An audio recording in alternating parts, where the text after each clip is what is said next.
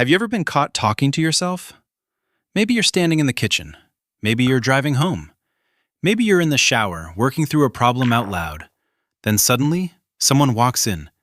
You stop immediately, a little embarrassed, a little exposed, as if they just caught you doing something strange, something you weren't supposed to do. And maybe you've wondered the same thing before. Why do I do this? Why do I keep talking to myself when nobody is around? Here's what psychology suggests. What if this isn't a flaw at all? What if your brain is doing exactly what it was designed to do? Because people who regularly talk to themselves often aren't confused. They're processing. They're organizing. They're making sense of things in a way most people never see. And once you understand what's happening beneath the surface, this habit starts to look very different. It starts with something psychologists call metacognition, a complicated word for a simple idea: thinking about your own thinking. Most people have thoughts. Some people examine them. They step back and observe what's happening inside their own mind. They question their reactions. They analyze their decisions. They replay situations and look for patterns. And sometimes, those thoughts become too complex to stay silent. So the brain does something interesting. It gives those thoughts a voice. Speaking out loud turns a cloud of ideas into something concrete, something you can hear, something you can organize. For many people, talking to themselves isn't losing control of their thoughts, it's gaining control of them. You can see this everywhere. Someone searching for their keys, someone planning a difficult conversation, someone trying to solve a problem. The moment they start speaking out loud, things become clearer, because language creates structure, and structure creates clarity. But that's only the beginning. Something else is happening too. Your voice becomes a tool for attention. Psychologists sometimes describe this as attention control. When you say something out loud, your brain automatically gives it priority. It's like shining a flashlight on one thought while everything else fades into the background. Suddenly, the important thing becomes easier to find. The solution becomes easier to see. The next step becomes easier to take. That's why people often talk themselves through tasks, not because they're distracted, because they're focusing. The voice isn't the problem. The voice is the guide. And then comes the part most people never realize. Many people don't talk to themselves most when they're relaxed. They do it when they're stressed. After a difficult conversation, before a big decision, during moments of fear, uncertainty, or pressure. Why? Because speaking creates distance. Psychologists call this distanced self-talk. Imagine the difference between saying, "I'm falling apart," and saying, "Okay, let's figure this out." The situation hasn't changed, but something inside you has. You've stepped back. You've become the observer instead of the emotion, the coach instead of the crisis.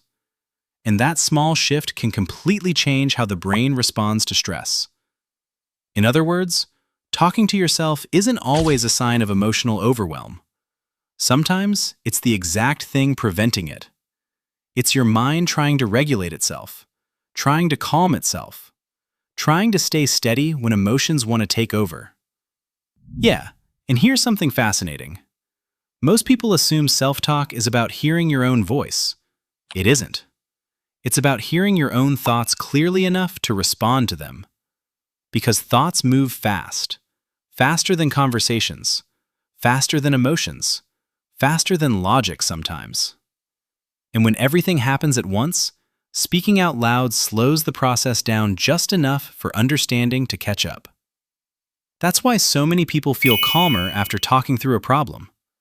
The problem didn't disappear, but the chaos did. But here's where things get even more interesting. Because not everyone develops this habit in the same way. For some people, the roots go much deeper. Back to childhood. Back to moments they probably don't even remember clearly anymore. Maybe they were the quiet kid, the kid nobody really listened to, the kid who learned that explaining their feelings didn't change much, the kid who spent a lot of time figuring things out alone. So they adapted. Instead of looking outward for answers, they started looking inward. Instead of waiting for someone else to help them process what was happening, they learned to process it themselves. Slowly, almost without noticing, they became their own listener, their own advisor, their own reassurance. And years later, they're still doing it. Not because something is wrong, because it works. Many people who talk to themselves aren't searching for an audience. They're continuing a process they learned long ago. A process that helped them make sense of a confusing world. And that's why solitude often feels different for them. Other people hear the word alone and think loneliness. They hear the word alone and think clarity, a chance to untangle thoughts, a chance to organize emotions, a chance to hear themselves without interruption. For them, silence isn't empty, it's productive. It's where understanding happens. And maybe that's why so many people feel relieved when they finally learn this habit is more common than they thought. Because for years they assumed they were strange. They hid it.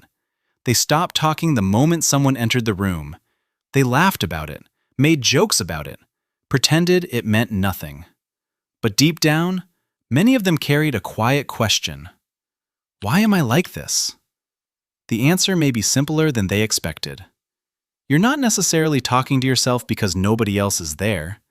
You're talking to yourself because your brain is trying to make sense of what it sees, trying to organize complexity, trying to turn noise into clarity, trying to process thoughts, emotions, and experiences in real time. And people who do this often discover something others miss, that the voice inside your head isn't always an enemy to silence. Sometimes, it's a tool to understand yourself, a tool to steady yourself, a tool to find your way forward. If someone came to mind while watching this video, send it to them. They may have spent years believing this habit made them strange, when in reality, it may have been helping them all along. And maybe you've judged yourself for it too. Maybe you've hidden it. Maybe you've stopped mid-sentence the moment someone walked into the room. But what if psychology is right? What if talking to yourself was never the problem? What if it was simply the way your mind learned to listen, to organize chaos, to calm fear, to create clarity when life felt confusing? Because sometimes, talking to yourself isn't a sign that nobody is listening. It's a sign that somewhere along the way, you learned how to listen to yourself. And maybe that's what people who talk to themselves see that others don't. They understand that the voice inside their head was never the enemy. It was the guide. Milk and honey for your soul.